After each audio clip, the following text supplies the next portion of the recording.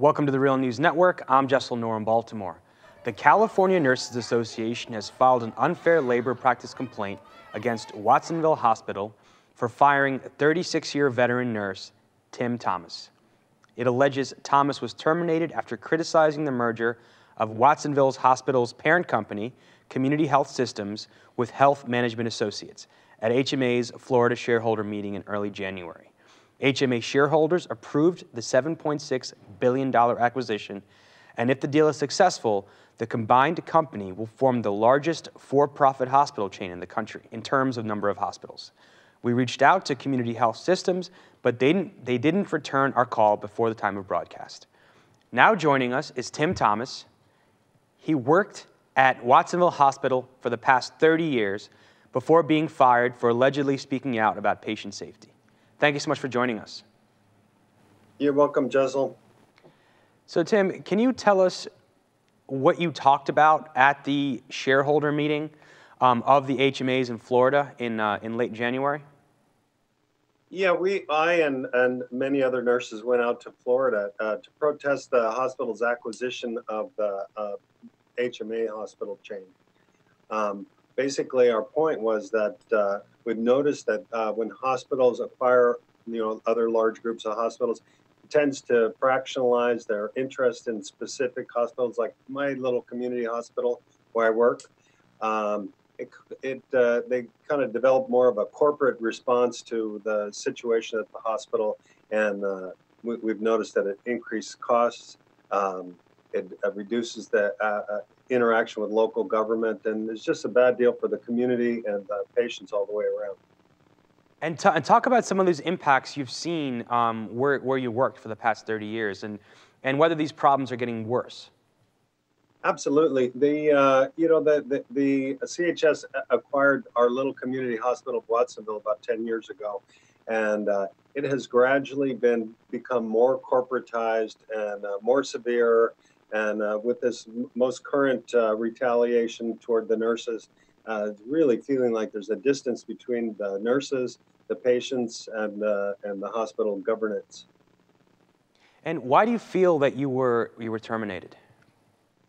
Well, it may just be a coincidence, but it just happens that, in the middle of increased anti-hospital activities, that not just me, several other people, and the mood at the hospital has just been fairly draconian toward moving toward this new corporate, policy.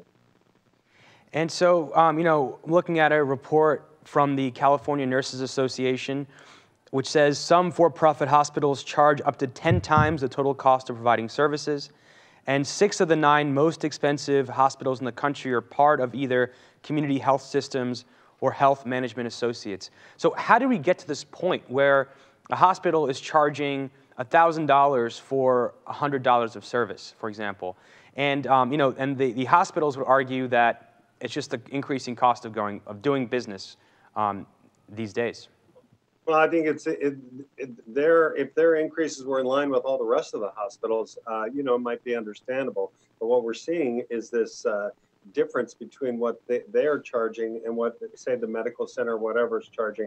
And it happens to be in their dynamic of having these isolated hospitals out in the country, that there's not really any alternative to care, and there's no real constraint against them charging whatever they want. It's for a lot of these patients, it's not affordable, practical to go somewhere else to get care. So it's kind of like they put themselves in this position of being the only game in town, and then jacked up the rates. And and CHS would argue that this merger would help them keep costs down. What's your response? Yeah, that's not been our experience. What we've noticed is that as the hospital groups get bigger, the costs go up, not down. Now, in their case, it may be that their profits are I'm sure they were expecting the profits to go up, and there's the efficiency. What we would like to see is their care go up and their service go up, and I don't think that's their main interest. And with the rising cost of health insurance, what impact does that have on patients or prospective patients?